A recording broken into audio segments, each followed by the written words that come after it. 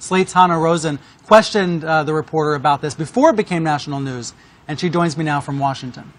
Hannah, Hi. where do you come down on this decision, this crucial decision that Rolling Stone made not to contact the accusers?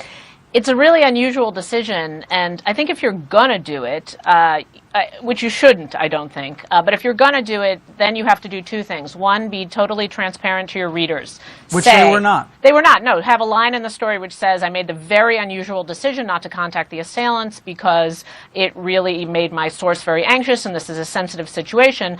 But then the second thing you have to do is corroborate the story with other sources. So there are other people you could talk to, her friends she talked to that night, or you could find out if there was a party that night, or check at the lifeguard pool. There's lots of other work you have to do if you're going to make that decision.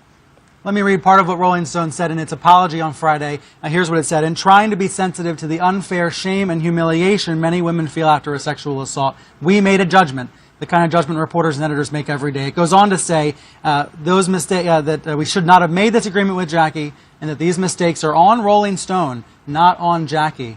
Hannah, that's a news statement that was revised on Saturday night. The original statement was perceived by some to be blaming the victim, blaming Jackie. Yeah, How do you react to that? I'm so glad they made this second statement because I was feeling bad about that first one. I mean, it essentially said this is Jackie's fault, but, you know, Jackie's not a journalist. She doesn't know the rules of journalism. She's just telling her own story. It's on us, the journalists, to know that you have to trust but verify. You have to check the sources. You have to figure out whether the story is true or not, because if not, you end up in a mess like the one that we're in now.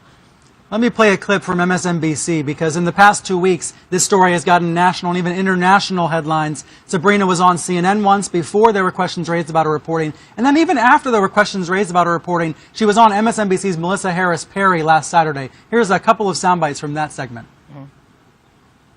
I think that when we talk about rape and sexual assault, we've started becoming very mired in euphemism. We call it sexual misconduct. We call it sexual assault. What does that really mean? So I thought it was important to show that this is not some form of misconduct, but this is a violent crime, and it was important to shine a spotlight on just how violent it is. Before I say anything else, I have to thank you, Sabrina, for writing this. I think you've done a tremendous act of public service, and I'm genuinely very, very grateful. Thank you. It is hard to read an article like this and avoid the conclusion that we live in a culture that hates women, just hates us. The media outlets that uncritically picked up on this story, I think, have to do some introspection. On the other hand, Rolling Stone has an excellent reputation, many important stories over the years.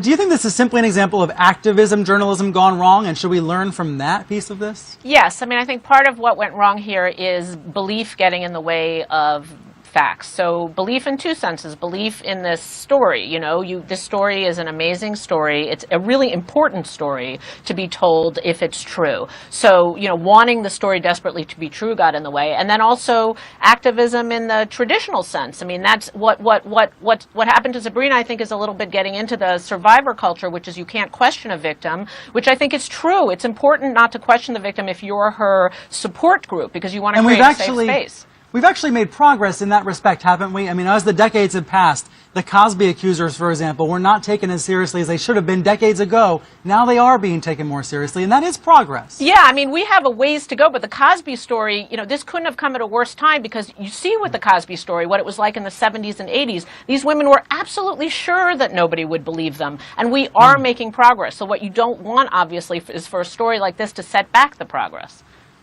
Hannah, thank you for being here. Thank you.